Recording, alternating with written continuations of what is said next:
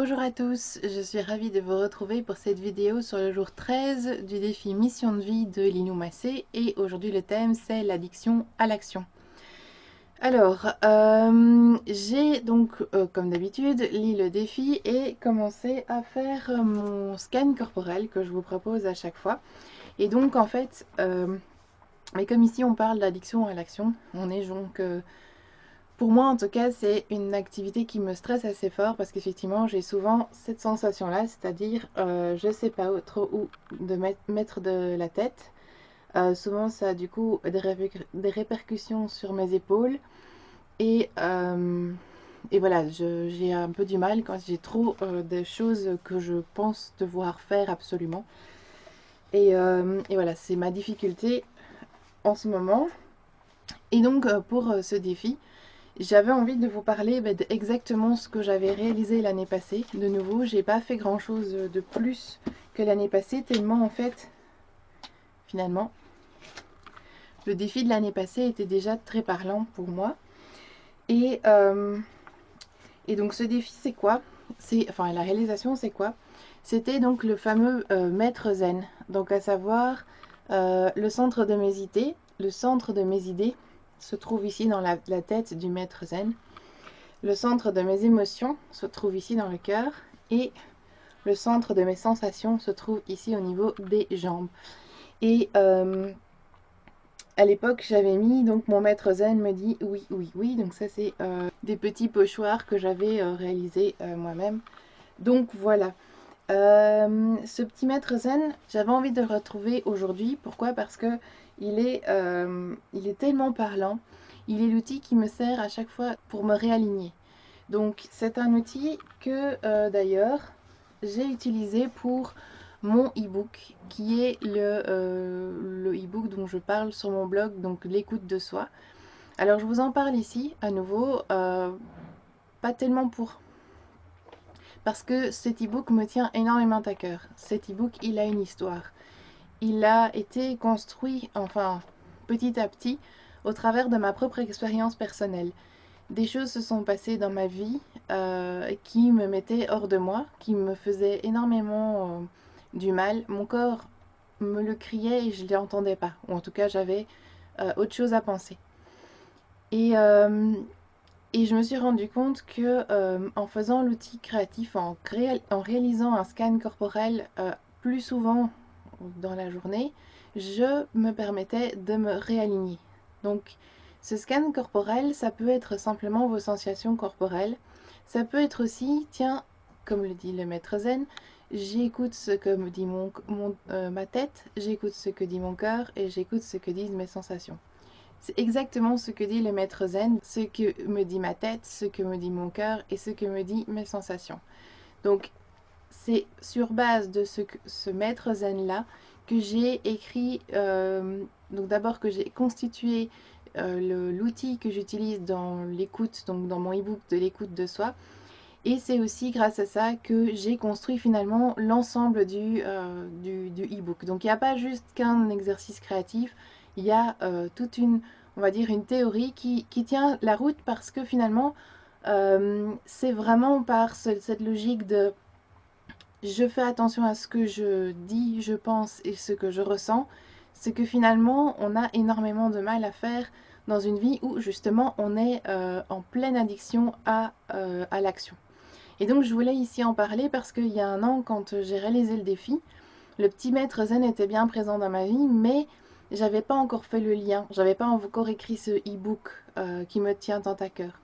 Aujourd'hui, grâce à cet e-book, grâce à cet exercice que maintenant j'ai pu formaliser, je peux aujourd'hui dire que j'utilise cet outil-là tous les jours, tous les jours. Alors, c'est un outil qui est assez récurrent, c'est-à-dire que je demande quand même, enfin, pour les personnes qui l'ont déjà acquise, c'est un outil où il faut se scanner assez régulièrement dans la journée.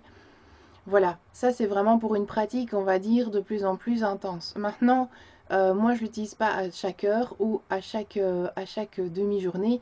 Disons que c'est quand ça vient, je me dis tiens, il faut que je fasse attention, tiens, il y a comme quelque chose qui va pas en moi, qui résonne pas en moi.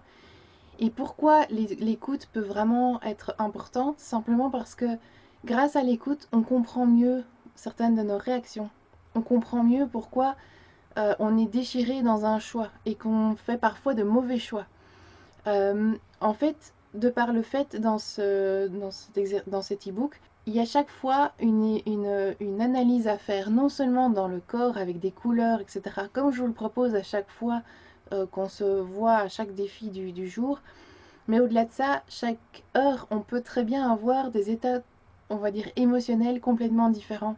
On peut passer de la tristesse à la joie peut-être en quelques secondes, suivant simplement quelque chose qui nous est arrivé ou quelque chose qu'on a ressenti.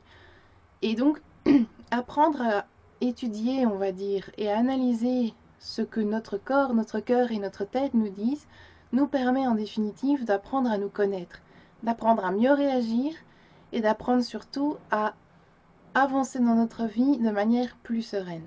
Alors, voilà, c'était tout ce que j'avais envie de partager aujourd'hui. Alors, évidemment, quand je vois mon maître zen et quand je fais surtout les exercices de scan journalier, je me rends compte qu'en fait, eh bien, alors j'ai redessiné le petit bonhomme, le petit maître zen ici au travers du corps, donc de la silhouette ici, qui est un outil d'ailleurs de mon e-book. Comme vous voyez ici, un encadré que j'explique d'ailleurs bien spécifiquement dans l'e-book. Donc c'est pour vous dire qu'il y a vraiment, c'est une richesse ce e-book. C'est pas tellement pour vous le vendre plus que ça, c'est vraiment parce que je pense que si les personnes avaient plus, enfin si on avait plus ce réflexe d'apprendre à s'écouter, je pense qu'on ferait des meilleurs choix. Alors parfois c'est pas juste s'écouter, tiens j'ai mal au ventre, bah ok c'est que j'ai sûrement pas fait telle ou telle chose, non, ça allait plus loin, c'est voir la fréquence, les redondances, c'est qu'est-ce qui arrive chaque jour, qu'est-ce qui m'arrive chaque jour pour vraiment comprendre qu'il y a peut-être des habitudes qui sont à changer. Et voilà, donc comme je vous le dis, donc je remettais mon petit maître zen parce que il est le petit bonhomme qui m'a inspiré cet outil. Il est avec l'exercice d'hier, donc justement de scan corporel, qui est un outil de Anne-Marie Jobin. J'ai moi-même en fait créé cet e-book de manière à ce que il soit plus complet, il soit forcément plus adapté, il soit plus personnel à ma propre histoire, que je vous détaille d'ailleurs dans l'e-book. Et voilà, c'est aussi simple que ça.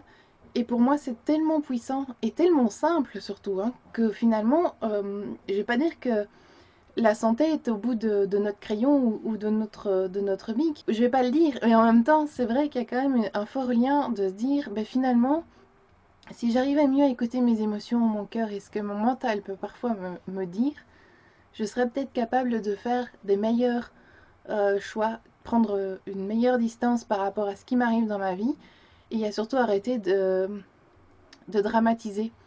Voilà, il y a plein de choses, il y a plein de bons enseignements qui sont personnels à vous, que vous allez pouvoir tirer de ces exercices-là. Donc moi, je peux pas vous, enfin, je peux vous donner quelques exemples, mais voilà, ça reste très personnel pour moi. Si vous le faites pendant ne fût-ce que déjà une semaine, cet exercice créatif-là, je suis convaincue que vous verrez déjà des choses qui arrivent dans votre vie.